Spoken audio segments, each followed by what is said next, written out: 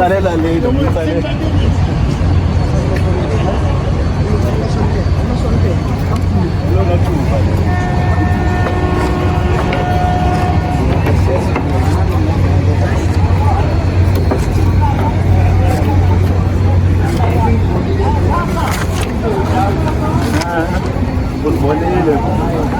Bonele ngosisi. Ngosisi. Bonele ngosisha.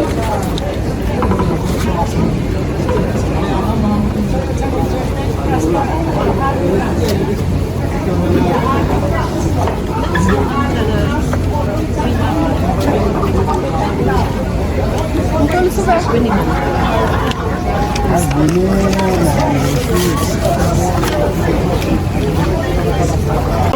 Inside, stop, space.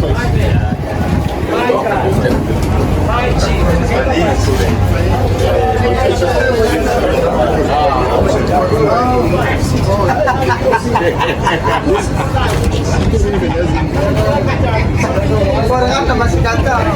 Agora cerita di sana. Oh, boleh dari tahu di sana. Aku bisa. Ikon. Mana tu fakon tu semua ni tu semua.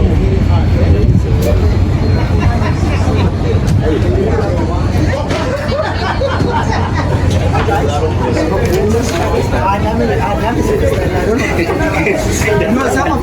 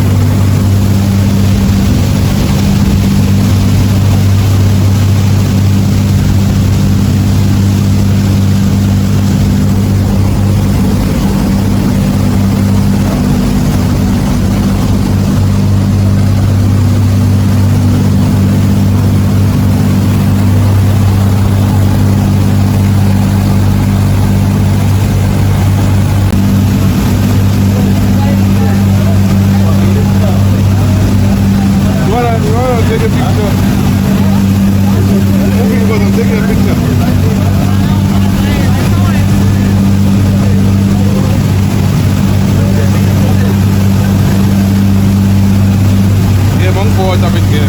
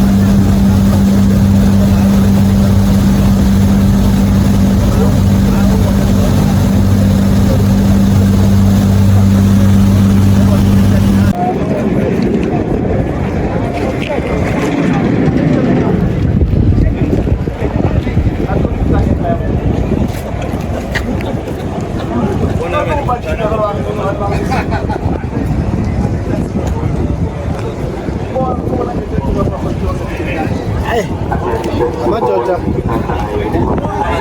Uyingoso mayaphume. What? Basi zinosuka. Gawula kahle. Futhi yabona lokuzana. Uzogani bathi cha into zakhona zobonke. Mayaphume ethi ngiyawasana. Usho mfethu labantu. Mama abanye babo badlaba badulanga la kudlula khona. Kodwa ngokubhayiza wena. Into inkinga laba babaya ngempela abadli. Udla lezi sayisa kanti. Izukulwane zahamba. Akudli bo. Yeah. Wait, This is December now.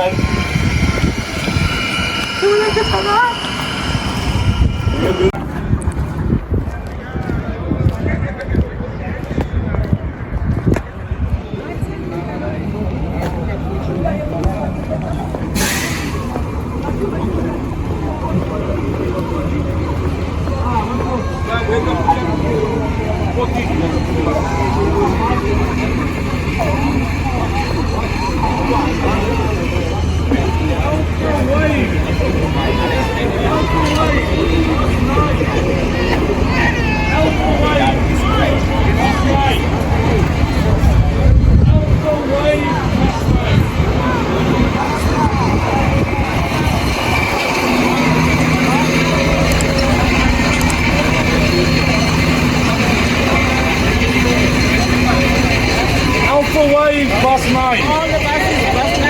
Let's go. Alpha Wave only. Yeah. Now again,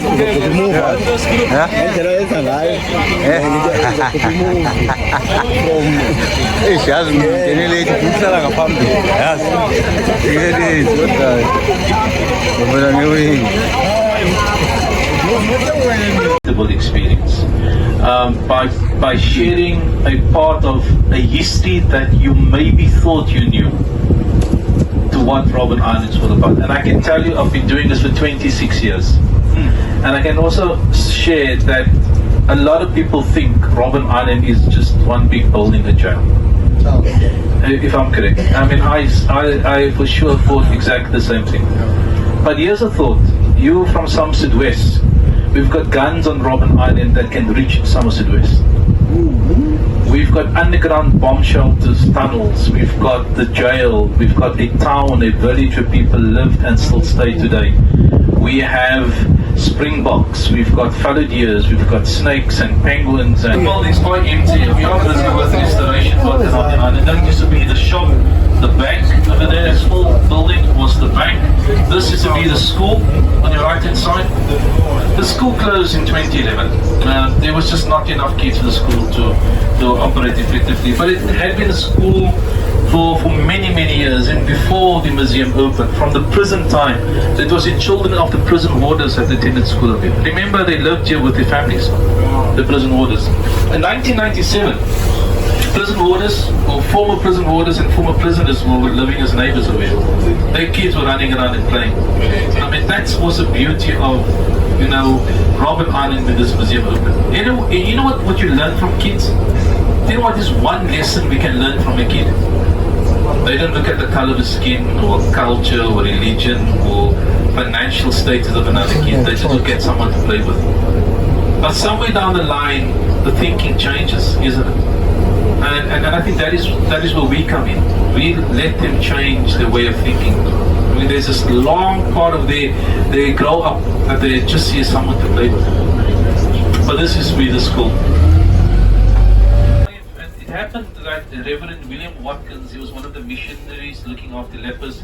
He simply wanted a place of worship for lepers, and eventually he's given permission to buy a piece of land, which he did, and he had the church built.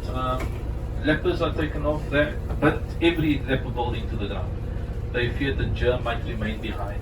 And, the church survived for one reason: it's privately owned. This is the only privately owned structure in the island. The rest is state-owned property. Currently, it's owned by the Anglican Church of South Africa.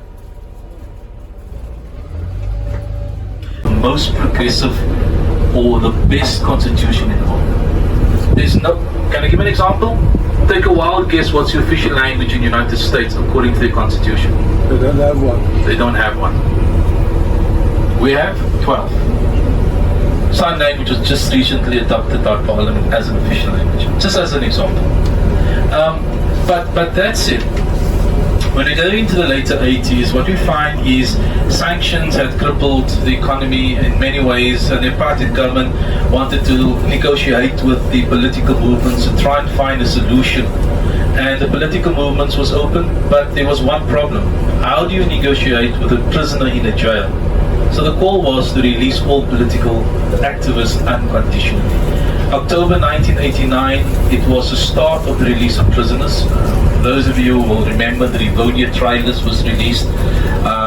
It was long after that when Nelson Mandela walked out of prison, but the idea was that by the end of April 1991, all political activists would be released unconditionally. 27th April 1991, matter of interest, the last political activist was released from Roben Island. 3rd December 1991, the negotiations started, and that snowballed into the elections of 1994, Nelson Mandela becoming president, apartheid coming to an end, and let's not forget, 1995, we beat the All Blacks in the Rugby World Cup and became world champions for the first time. But a lot of people looked at this and it was, wow, a miracle. But the reality is, the party government says the guys they locked up came out of jail far more prepared for the negotiations than what they thought it would be, which is funny. I mean, let's think about it. They threw all political guys in one jail. They threw cultures, languages, religions, political movements into one space. Then they kept the masterminds and leaders together. And what did you think they were going to talk about? And it turned the disadvantage of prison into an advantage. And this space behind me, it's not just about the hard labor, but how this became part of a space of political debates. Another aspect of this was lifelong learning. It was about preparing yourself for freedom. So Eddie Daniels, a good example, is from Somerset West, by the way. He passed away a couple of years ago. This guy is sentenced to Roben Island for 15 years. When he got here, his highest education was grade 8. So he says he came to work in the quarry. He had the shovel in his hand, but as they arrive, 5 guys go together, another 5 guys is together, and so on. And he looked at this thinking, what's happening?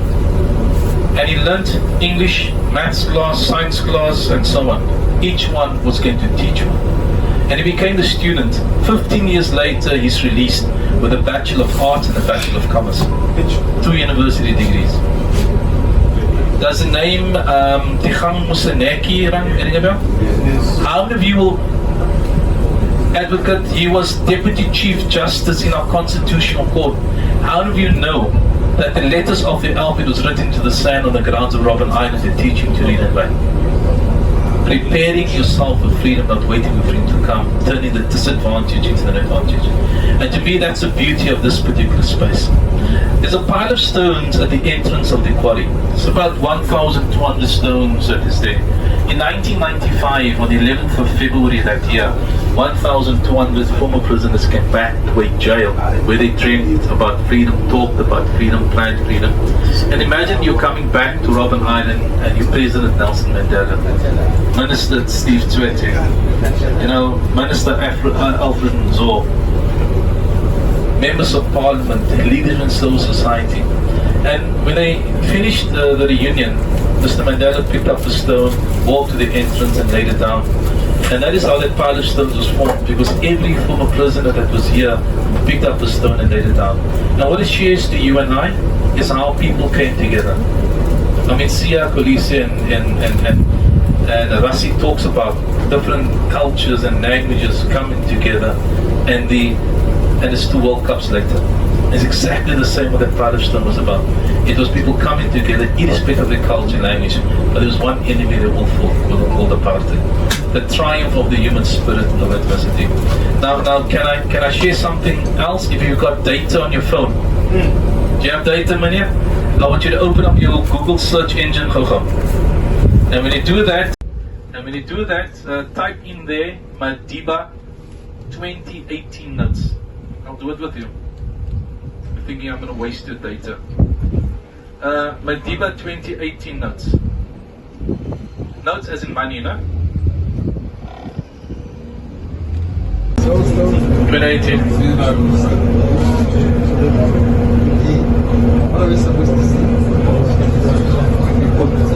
How many of you have seen that before? So 2018. Yeah, so pile of stones. So 2018, you can actually click on all of the notes, 10, 20, 50, 100 Rand, and there's also the 200 Rand note. And what you actually find, the side where the animal is on our money was taken away, and the history of Nelson Mandela's life was put on the money. 10 Rand is where he was born, Bezo. 20 Rand was the next stage of his life, was living in Johannesburg, in Soweto. He was captured in Howick, so the capture sign on the 50 Rand.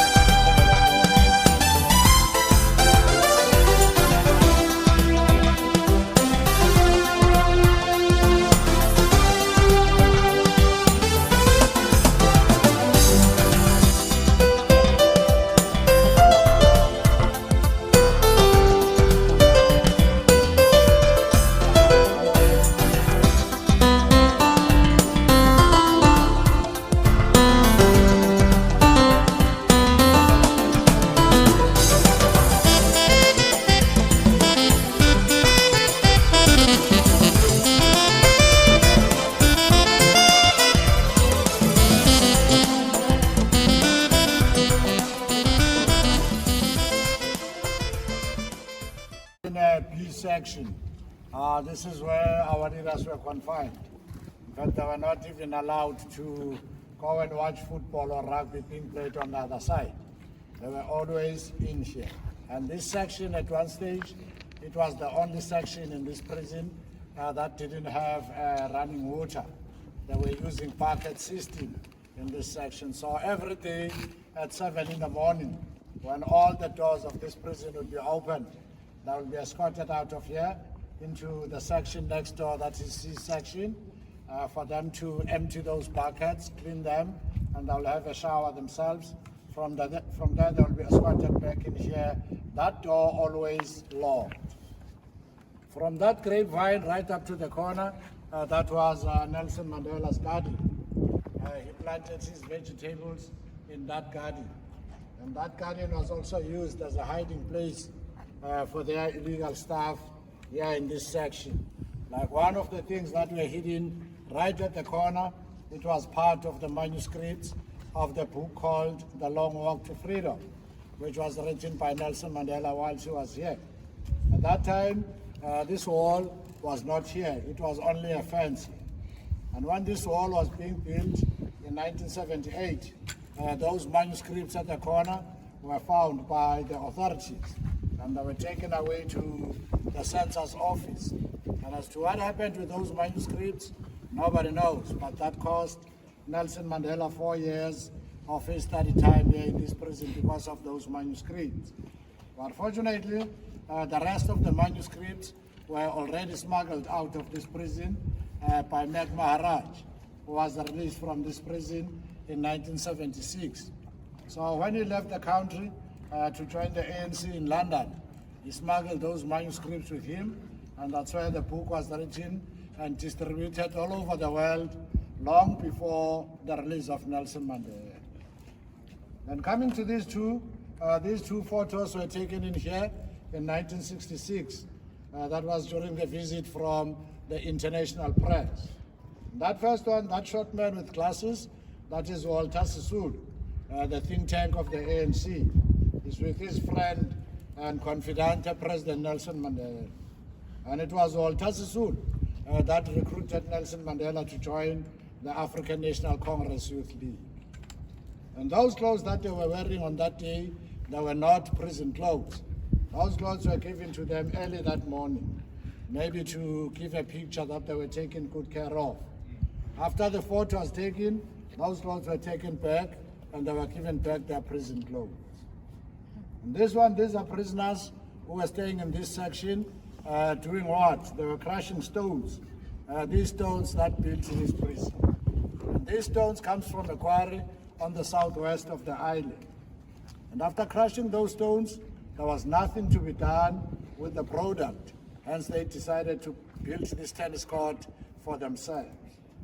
And if you can look closer at this photo, you will notice that there are those prisoners with long pants and shoes. And there are those with shorts and barefoot.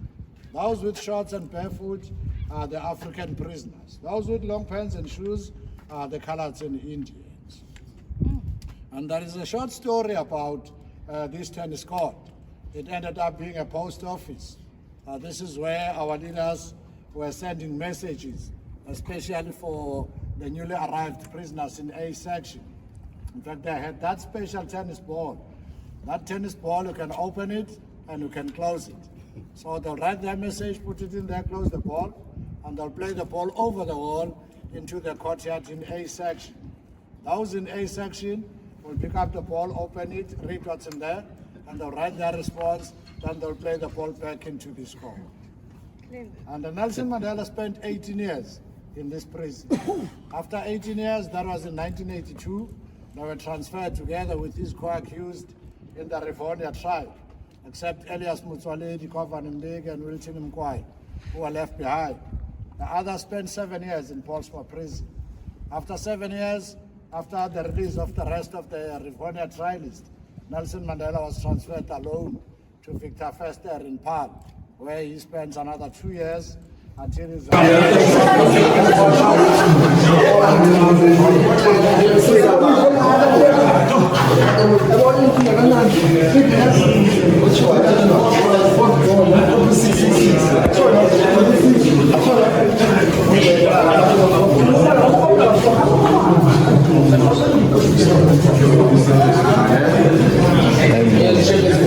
Oh, spaces na kanjani. Yes.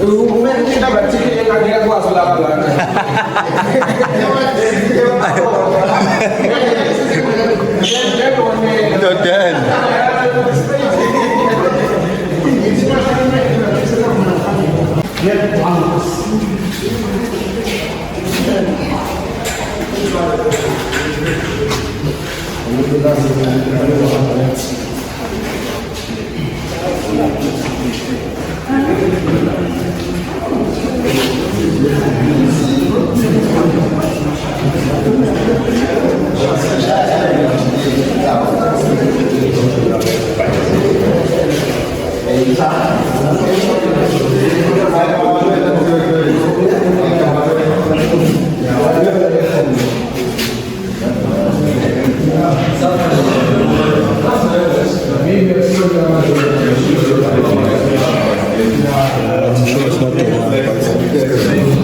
Same color, same design.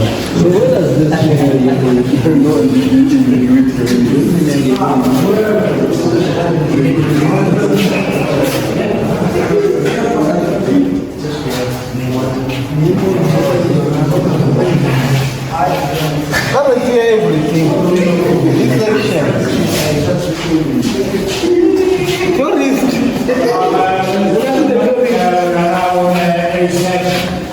This is where the higher prisoners were staying. So in this section, I won't be talking too much. Because it's a concern, there are stories that are written by ex-political prisoners.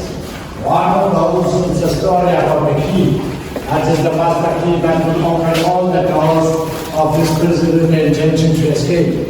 In fact, the mastermind behind the making of that key, it was one of the longest serving prisoners here on the island by the name of Jeff Masimula, who was one of the leaders from the PAC. In fact, what they did, they pressed that master key on a parcel and they smuggled that parcel into the workstation just behind the forest. That's where the key was made. And when they tried it for the first time, it could open both doors of the cell that they were locked up in. And when they were trying to lock themselves back so that they could finalize their plan to escape, it couldn't lock up. So the prison warder that was in charge of locking with the master key was punished for something that he never did. So they took that key back to the locksmith where it was modified and it could open and lock the doors. But unfortunately, that was the last thing that they could do with that key. In fact, honestly speaking, to even think of trying to escape from this prison, it was like committing suicide. Because the perimeter fencing was patrolled by German Shepherd dogs.